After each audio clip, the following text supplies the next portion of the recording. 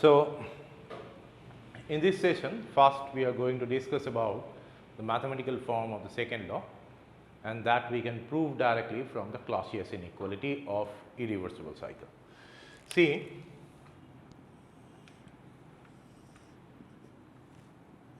let us have a PV space and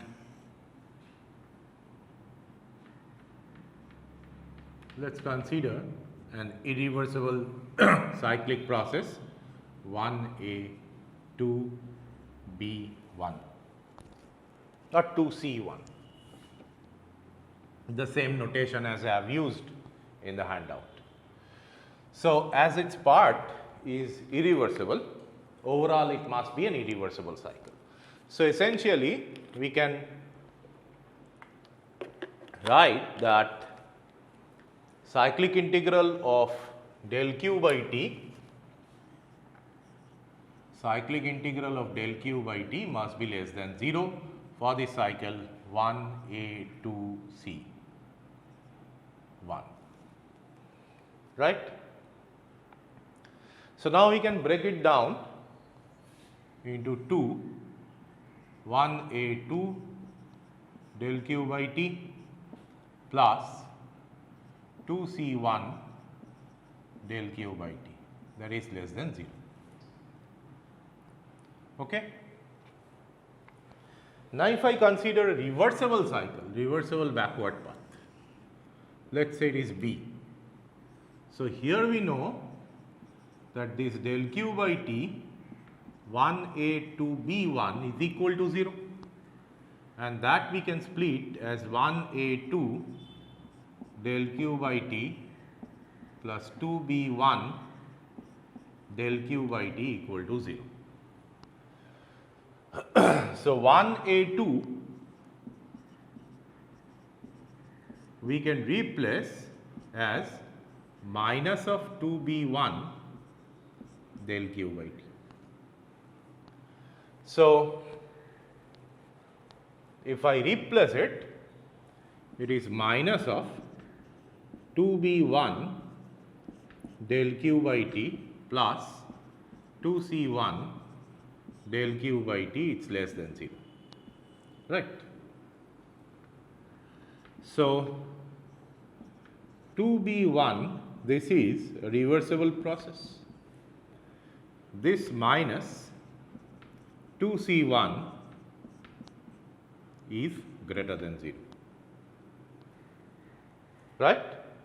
So, this is the entropy change between or for the process where the initial state is 2 and the final state is 1, and that is greater than 2C1 any irreversible path, right. So, in differential form or in general form we can write that delta S is greater than equal to del q respective this divided by t, right. So, which states that if the process is reversible, the equality will hold, and if the process is irreversible between the same initial and final state, then the inequality will hold, right. Now, you think that universe, that is basically thermodynamic universe, is an isolated system.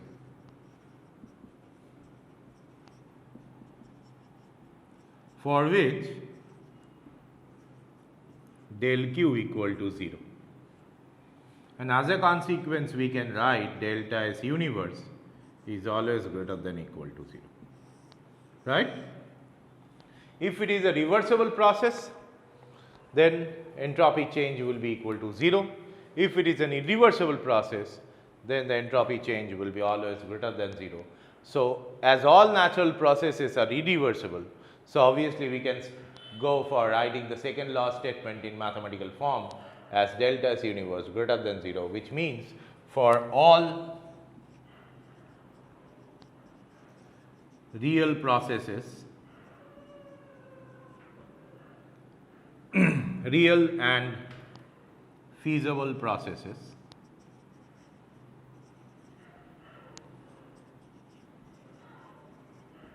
entropy must increase.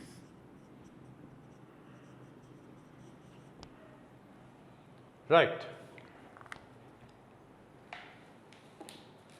So you see, that's about the second law. So next we are going to start this thermodynamics of flow processes, but before that, let's solve one or two problems.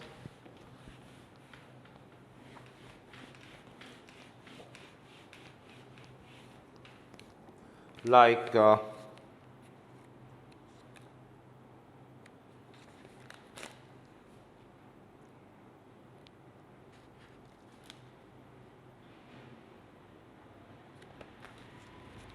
so in this relation, it's a gate question also, but let's discuss it.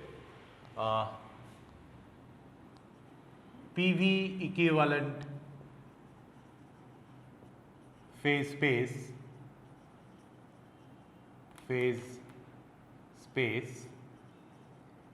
is Ts, right? So a gate 2 marks question was something like that, that 4 options were given with 4 diagrams and you have to identify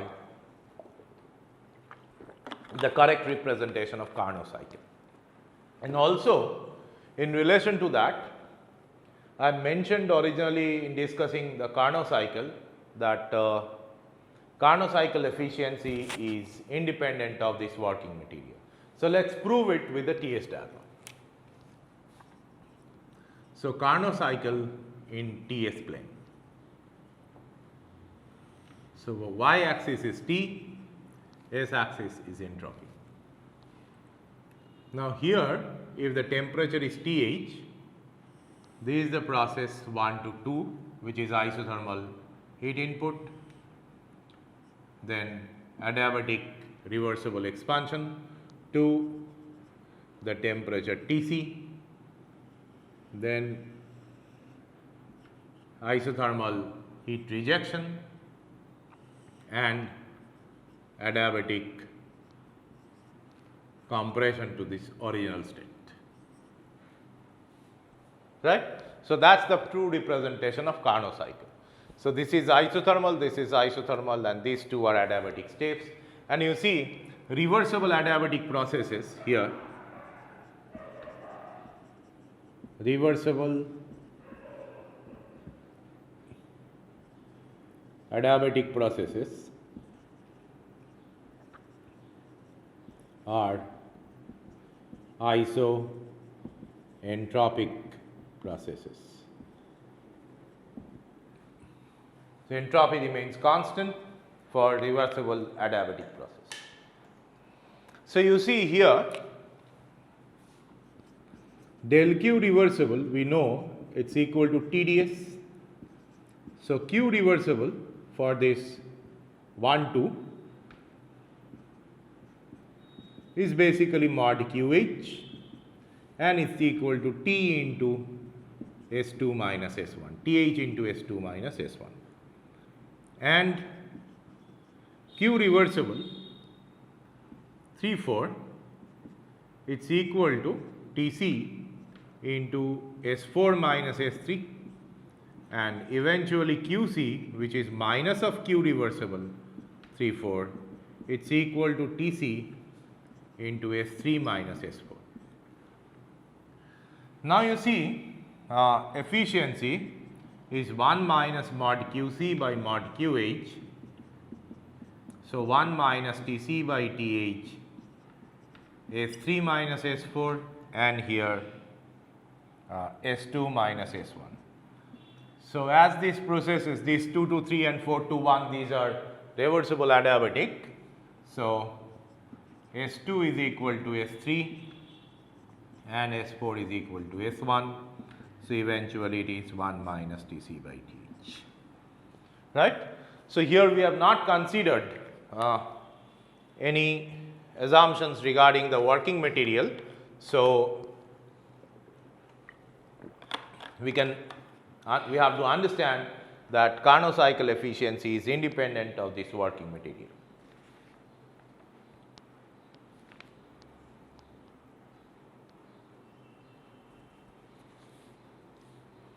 So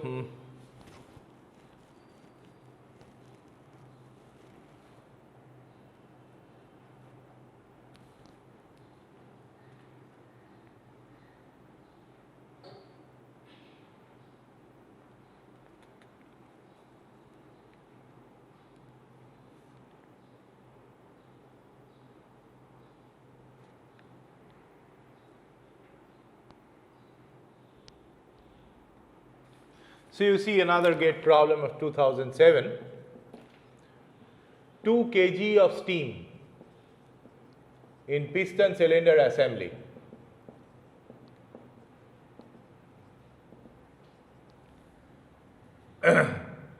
Its initial pressure is 400 kilopascal, temperature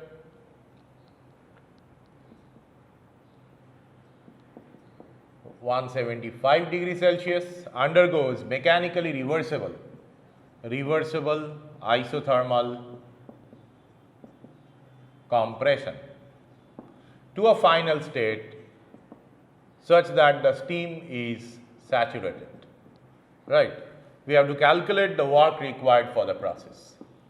Given at this temperature equal to 175 degrees Celsius, pressure is equal to 400 kilopascal. The saturated, this volume of the steam is 0.503 meter cube per kg. Internal energy is 2606 kilojoule per kg and entropy is 6.622 kilojoule per kg Kelvin, right. So work is equal to work reversible, Q reversible minus delta U, right. So Q reversible is equal to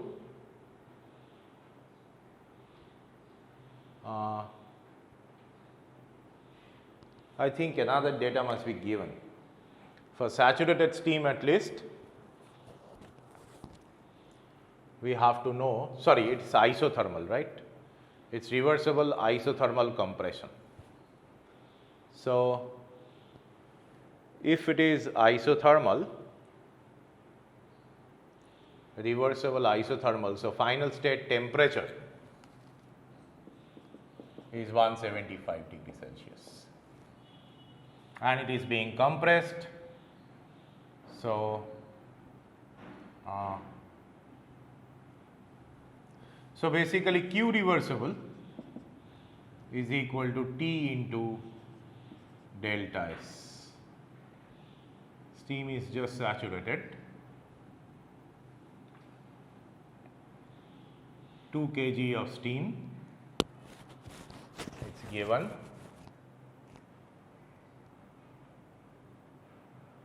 and minus of, so basically it is delta U. So T into S2 minus S1 minus U2 minus U1. So I think the data must be given, the data, isothermal data must be given, otherwise it is not possible to solve. And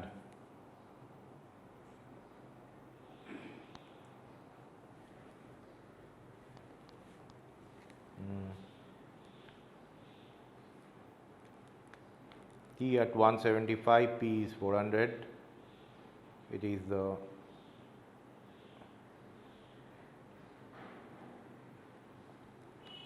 steam data is given, another data for saturated steam must be given. So otherwise, if the saturated steam data is given, so you will simply substitute S2 and S1 and U2 and U1, and from there we can calculate this T remains at 175. So another set of data must be given. So basically it will be U for saturated steam and S for saturated steam, right. So for that, from there you can calculate. So basically the technique is never use here the ideal gas law or something like that. So you have to use the steam table data.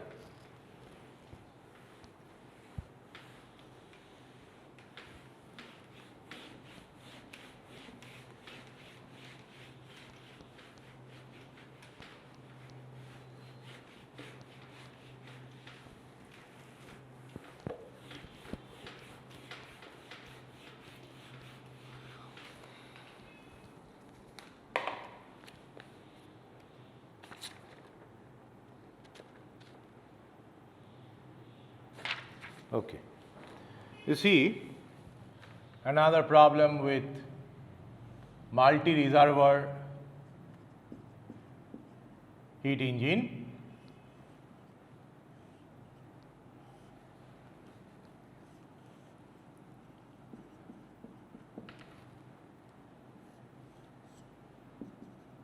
Let me draw the diagram first. This is the heat engine.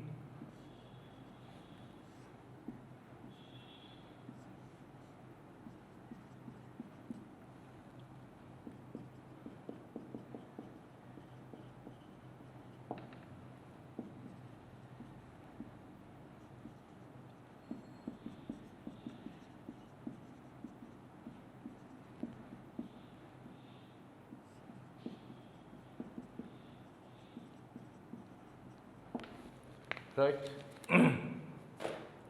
So basically we have to solve the heat interactions with 800 Kelvin and 300 Kelvin reservoir. So you see that it cannot be all this incoming towards the heat engine. Some or any one of these two must be negative, at least. Both may be negative. So you have to solve for this Q2 and Q4. So what I will write, this Q1 considering this direction, right? Q1 plus Q2 plus Q3 plus Q4 is equal to W. So 750, 1500 plus 750 plus Q2 plus Q4 is equal to 800. Right? So Q2 plus Q3, how much it will be? 800 minus 750 minus 50, minus 50 plus this is 1550 kilojoule. Right. No, sorry, this not minus 50, it is plus 50, so 1450 kilojoule. So that is Q2 plus Q4. So you are having one equation. Another equation we can derive basically from the reversibility consideration. It's given that the system is reversible, right? The engine is reversible. So sum of this Qi by Ti must be equal to 0. So 1500 divided by 1000 plus 500 divided by 750 plus Q2 divided by 800 plus Q4 divided by 300 must be 0. So from here you are getting another equation. So from these two we can solve this Q2 and Q4.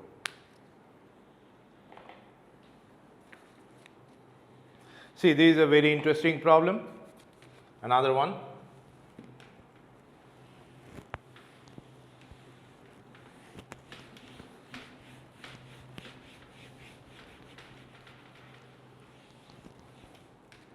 What is stated? The molar mass of natural chlorine, which is a mixture of 35 Cl2 and 37 Cl2, is 70.914 into 10 to the power minus 3 kg per mole. So which is basically 70.914 gram per mole. So calculate the minimum work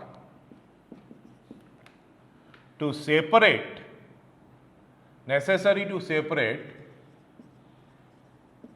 1 kg mole of natural chlorine into its isotopes. Right. At 300 Kelvin and 0.1 megapascal pressure.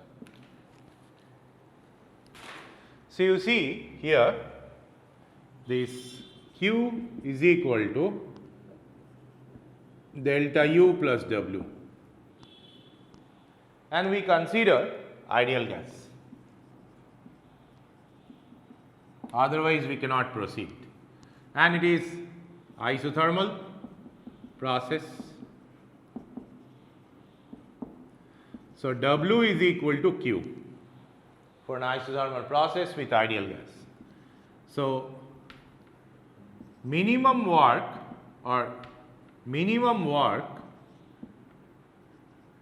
you will get if it is reversible process. So, reversible process means T into delta S separation, and that is minus of T into delta S mixing, because the entropy of separation and entropy of mixing will just be magnitude wise same, but the sign will be different. So, delta S mix is equal to minus of R x1 ln x1 plus x2 ln x2, right. So, RT x1 ln x1 x2 ln x2 into N, that is the number of moles, right. So, R 8.314 into T 300 Kelvin x1 ln x1 plus x2 ln x2 into this 10 to the power 3 joule, right. That will be the answer. Now, we have to solve for x1 and x2, and for that we will use this. So, you see this x1 into 70 35 Cl2. So, this molecular weight will be 70 and 37 Cl2 74, and x2 is 1 minus x1 is equal to 0. So, x1 we can solve, and x2 equal to 1 minus x1, that we substitute and we will get the answer. So, that is quite interesting problem. It is an exercise problem of YV0.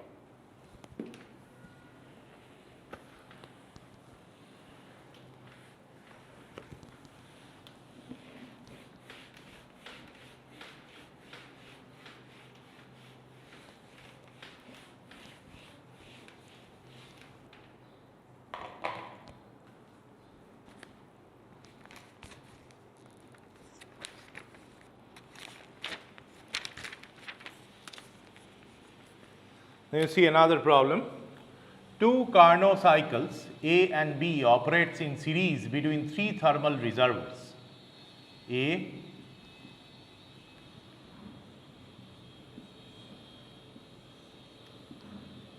B operates between three thermal reservoirs. A absorbs energy from the reservoir at temperature T1 and rejects it to the reservoir at temperature T, while B absorbs same amount of energy. So, if it is QH, this is also QH. Same amount of energy at the reservoir at T and rejects it to the reservoir at T2, right. If eta A is equal to eta B, what is the relation of T with T1 and T2? That we have to solve. So, you see this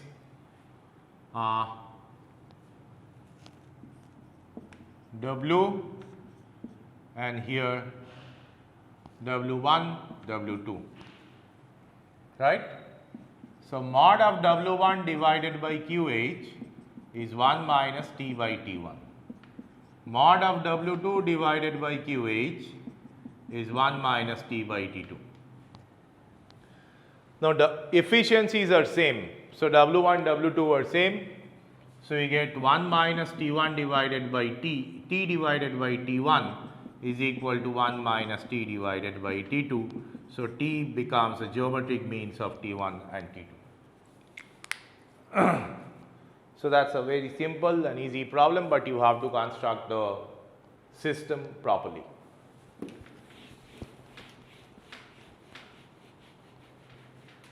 So, with that 3 or 4 problems we have solved. Let us now proceed to thermodynamics of flow system.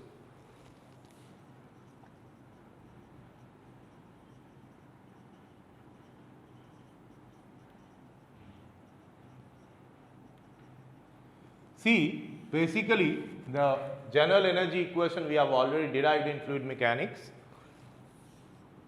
So we have to go here by control volume approach. So it's RTT, Reynolds transport theorem plus first law of thermodynamics.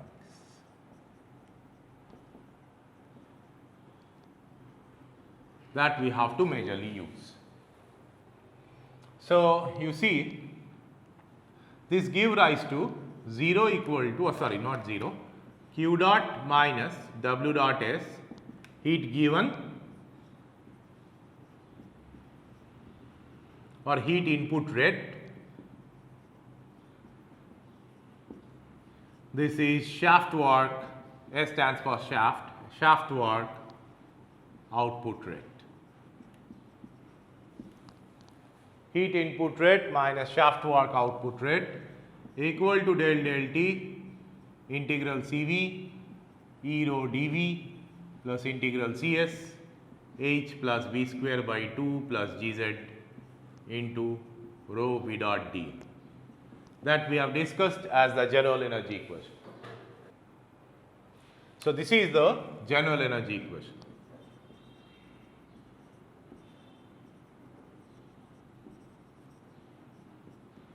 So this we can simplify to systems where this variation of properties with respect to area is negligible. So simplified equation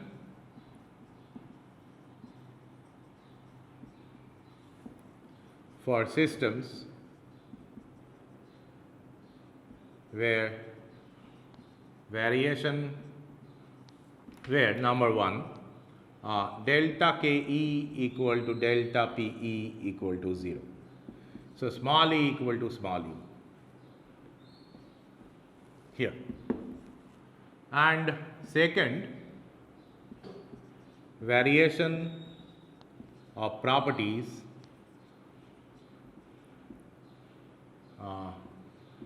with space coordinate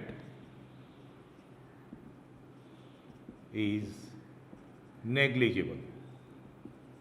That is, we are going by lumped parameter approach.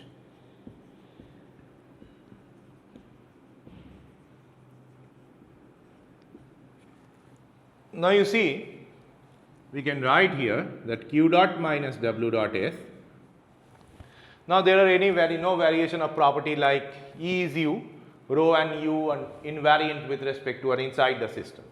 So rho into dV is dm, and integral, as there is no variation, E into dm is m into u. So you can write, we can change it partial derivative to total derivative because this quantity is only varying with time.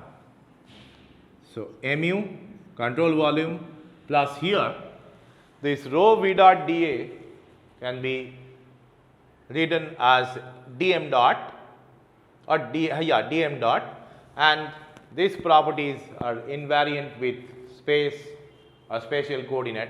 So you can directly write the simplified form as h plus v square by 2 plus gz into m dot. Now you think if this is your control volume, there are lot of inflow and outflow maybe. Okay. So here we have to put a summation sign I equal to 1 to n. Say I equal to 1, 2, 3, 4, then 5, 6, 7, 8, 9, etc. or n in general. So we have to put a plus minus sign here, right? Plus for outflow, minus for inflow, and this is for the ith stream. So that is the simplified energy equation in unsteady state for lumped parameter system. This, right? Now here alternatively you see we can go for SFE there is steady flow energy equation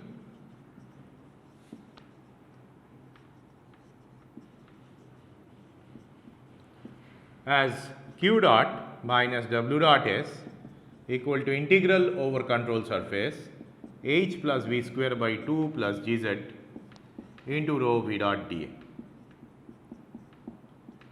Right. Now, further if I assume lumped parameter,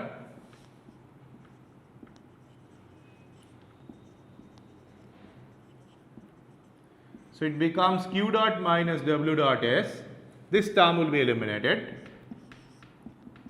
I equal to 1 to n plus minus h plus v square by 2 plus gz whole m dot for the ith stream. So, plus for outflow and minus for inflow. Now, for only one outflow and one inflow, let us say this is the control volume, you have m1 dot and you have here the outflow m2 dot. Now, it is a steady state case, so m1 dot and m2 dot are same. So, for steady state, m1 dot is equal to m2 dot is equal to, say it is m dot. So, once we have this, we can write this q dot minus w dot is equal to delta of h plus v square by 2 plus gz into m dot, where delta of this quantity is equal to out minus that of in. So, these are the equations what we are going to apply in solving different problems. First is the general energy equation, next is the lumped parameter system with no change of kinetic and potential energy. So, this is the lumped parameter unsteady state energy balance. Next, the SFE with distributed parameter. Here if we assume this lump with multiportal system, it becomes this equation, and further for one inflow, one outflow, the SFE becomes this. Okay. So, with that, let us first solve. It is a typical case like feeling of a tank, unsteady state problem of energy equation with lumped parameter assumption. So, we are just feeling a tank with some liquid or gas, like this is the tank. Here we have a valve and this is being opened. So, here the enthalpy is specific enthalpy of incoming fluid in joule per kg, right, and the mass flow rate is m dot prime. So, this will be my control volume. And what will be my equation? Q dot minus W dot S. So, assume lumped parameter.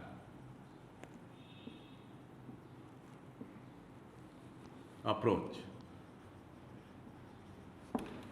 So, Q dot minus W dot S equal to ddt of mu, and here this is incoming. So, the sign will be minus and only one stream, and there is no information given about kinetic and potential energy. So, we will only consider the enthalpy. So, H prime into m dot prime, right. So, it is an adiabatic system and there is no shaft work. So, if I split the derivative now, u into dm dt plus m into du dt minus h prime into m dot prime. Now, you see m dot prime from this Reynolds transport theorem coupled with conservation of mass. So, you see that though it is very obvious, you see that this is rho dV plus integral this rho v dot dA, right. So, for lumped parameter ddt of m, and here it will be summation plus minus m dot I, right, I equal to 1 to n. Again it will be plus for outgoing and minus for incoming, right. So, this is the control volume term. Now, you see here we have only one. So, dm dt minus m dot prime equal to 0. So, dm dt tank equal to m dot prime. So, 0 equal to u dm dt plus m du dt minus h prime dm dt, right. So, u minus h prime, or rather we can shift it to this side. So, h prime minus u dm dt is equal to m into du dt, right. Now, you see that here we have to go for some further assumptions, otherwise we'll stuck here. So, we can write h prime minus u into dm equal to m into du, because upon multiplying it by dt and applying chain rule. So, we can also write h prime bar in molar per mole. So, dn is equal to n into du, right.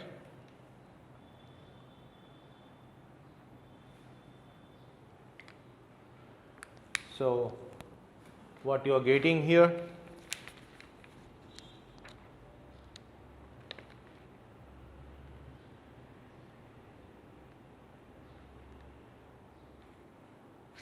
Okay. So, let us not go by this. Let us not split the derivative. Let us not split the derivative. I have done a mathematical overdoing of this everything. Mu minus h prime into m dot, or here also dm dt. So, 0 equal to d of mu minus h prime dm. So, you can write it as m2 u2 directly integration m1 u1 h prime into m2 minus m1. So, m2 u2 minus h prime minus m1 u1 minus h prime, that will be 0, right, here. So, you see what this is a relation, and if m1 is equal to 0, this part will be equal to 0, which indicates that u2 equal to h prime, or u2 bar molar specific equal to h prime bar, that is CVT2 equal to CPT prime. So, final temperature will be gamma T prime. That was a gate question of 2 marks, probably of 2012 or something, right. Now, you see that specifically we can do it because h prime is constant, right. H prime is constant, whatever is you are supplying from outside, that is constant. So, as it is constant, we can solve this problem like this, okay, which will not be the case in evacuation. So, even if there is some heat effect and you know the final and initial state, like it may be q dot is equal to ddt of mu minus h prime into dm dt. So, del q you see equal to d of mu minus h prime dm. So, integrating q equal to m2 u2 minus m1 u1 minus h prime into m2 minus m1.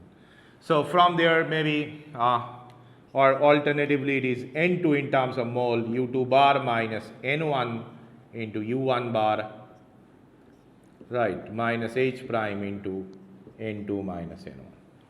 So, we can write this u2 as Cv into T2, here Cv into T1, and h prime as Cp into T prime, and from there we can further solve maybe for q. So, this may be an alternative problem, but here this is the solution, right. It may happen that you may be specified with initial mass whatever was there in the tank, and if I substitute this T1 and H prime, maybe we can solve for T2. So, this is a special case where initially there was no material in the tank, right. So, next you see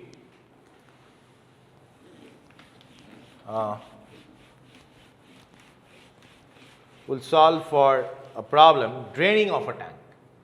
Like now it is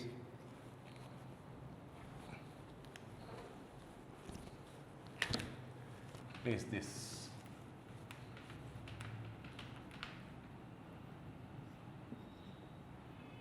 And it is m dot prime is the mass flow rate out.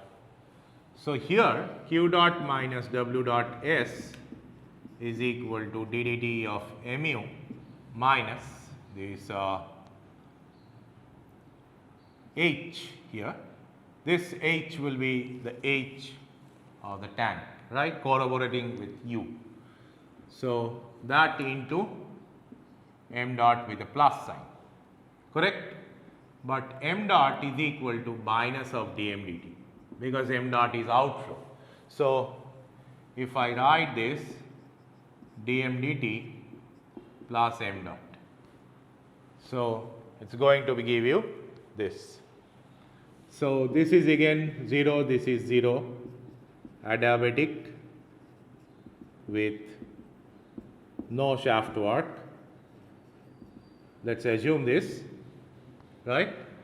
So, 0 equal to d of mu, this minus h into dm dt and here d dt. So, that is d of mu minus h dm. Now, we cannot integrate this because h is variable. So, you have to split this into two differential, and before that let us use n into u bar minus h bar into dn in terms of mole. So, dn u bar plus n du bar h bar dn. So, h bar minus u bar dn n du bar. So, h cpt u cvt dn n cv dt, right. So, here you can see cv if I take common, cv into t if I take common. So, it is gamma minus 1 dn by n.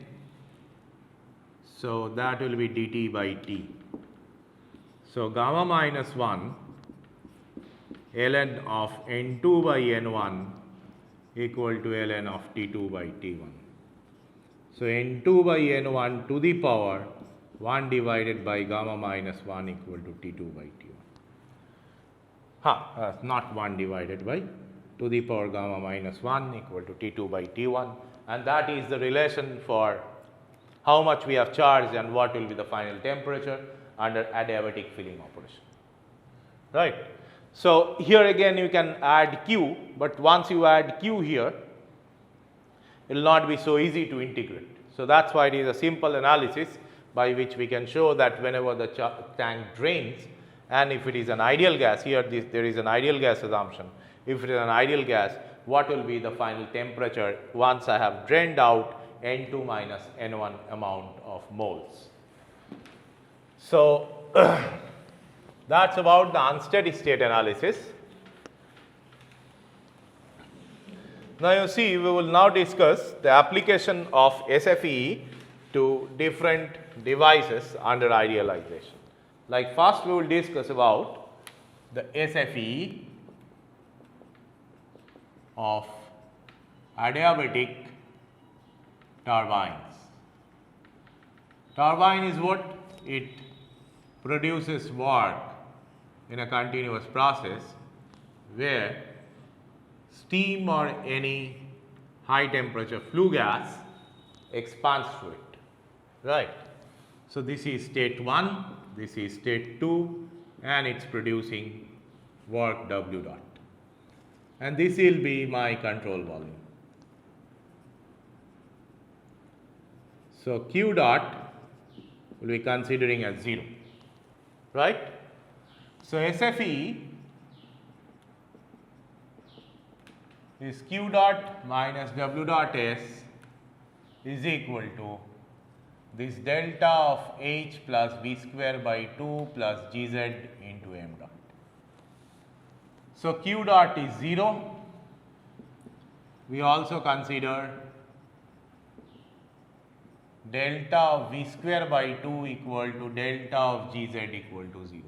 Now note that we can have gate problems where there is a change of kinetic energy, there may be a change of potential energy. So there you have to include the term, and don't think that whatever SFE we are going to derive is a universal equation. It's for adiabatic turbines with negligible change of kinetic and potential energy. So SFE for adiabatic turbines, let's write with negligible changes of kinetic energy and potential energy between inlet and outlet, right. So you see what we are getting, minus of W dot S equal to delta H into M dot. So minus of W dot S divided by M dot, that is the shaft work. Here this is the shaft work produced per unit mass of the flowing fluid. We write it as minus of Ws. So this is shaft work produced per unit mass of flowing fluid, and that's equal to delta H, right. So this is my governing equation for turbines. So you see that generally this process of turbine we represent it in the form of graphical representation. We do it here in H versus S plot, right. Why? Because everywhere, not only for turbine but throttle valve, for nozzles, everywhere we do this H versus S plot, which is alternatively referred as Mollier chart. So you see in H versus S plot, what happens? Generally this pressure and temperature condition is fixed. Here the pressure is fixed, however the temperature changes based on the reversibility, right, a degree of irreversibility. If it is highly reversible, we will have higher change of entropy, and accordingly there will be a change in final position in Mollier chart. So it's a process from higher pressure to some given lower pressure. Generally P1 and P2 are given, right. So we have to draw two isobars here. This is P equal to P1, P equal to P2. So these two are isobars. Now question is, who said that isobars will be nonlinear with increasing slope? So we have to establish that. So you see this dH is equal to TdS minus VdP, right. So this part is 0, isobar. So del H, del S at constant pressure equal to this T, right. So it will be a curve with positive slope, but the slope is increasing. How to establish that? Definitely we have to go for the second derivative.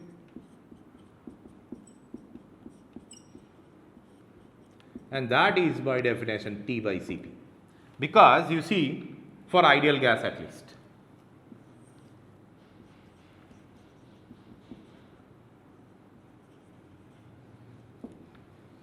or actually we can write it, okay. Let me, ds is equal to dq reversible by T, right. So dq is equal to dH minus VdP by T. Yeah, dH for ideal gas will be Cp dt. Cp dt by T for ideal gas only, V by T dP. So this part we can write as del S del T at constant P into dt plus del S del P at constant T dP. So, del S del T at constant P is equal to Cp by T, and approximately we can write that del T del S at constant P because it follows this, and it's a pure homogeneous system. S must be a function of temperature and pressure. So, from there, by applying this chain rule, we can establish this del T del S at constant P will be equal to T by Cp for ideal gas at least, right, and T by Cp is positive. So, second derivative positive means slope must increase. Okay, anyway, so here let us say this is the initial state. Now, final state 2 will be anywhere on this isotherm. Now, we know that reversible processes are highest efficient. So, we have to think that okay, if it is reversible, then what will be the work done, or isentropic process, what will be the work done? It will be like this, vertical down. So, let us say it is 2 prime, right, and for an irreversible process, the process will be in the direction of increasing entropy, or 2, okay. So, this gives you the entropy change for a reversible process, and here this one you see we write as delta H Eisen, and this one it's the actual delta H. So, from this SFE what we have obtained, we can write minus of Ws Eisen is equal to delta H Eisen, and minus of Ws is equal to delta H, and we know that efficiency will be Ws by Ws Eisen.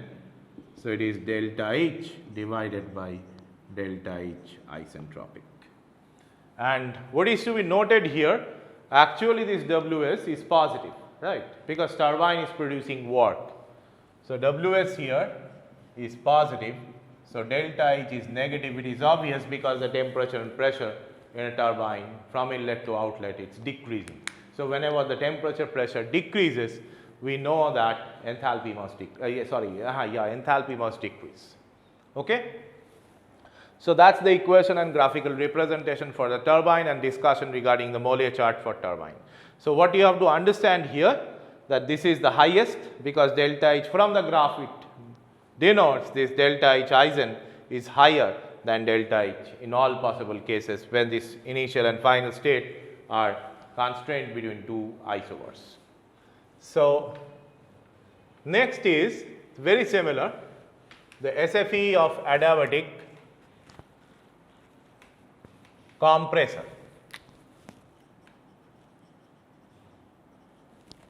So, here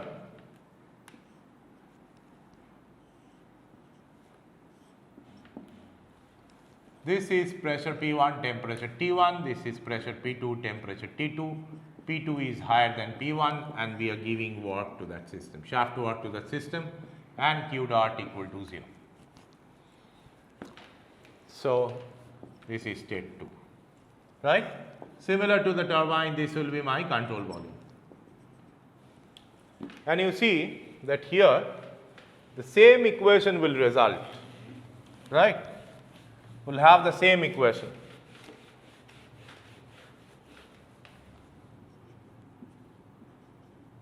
However, this W dot S is negative and delta H is positive because you are increasing the pressure and naturally the temperature will increase. Temperature increment or temperature enhancement is not our objective. Our objective is to increase the pressure from the engineering point of view. Now, again the Mollier chart will just be the reverse. H versus S, you have the high temperature, high pressure isobar and low pressure isobar. However, this is P1, P equal to P1, this is P equal to P2 higher pressure. So, we are somewhere here, P1 and T1, so we are somewhere here. So, if you move by isentropic way, this will be 2 prime, and if you are moving by non-isentropic way, this is 2, right. So here you see the delta H Eisen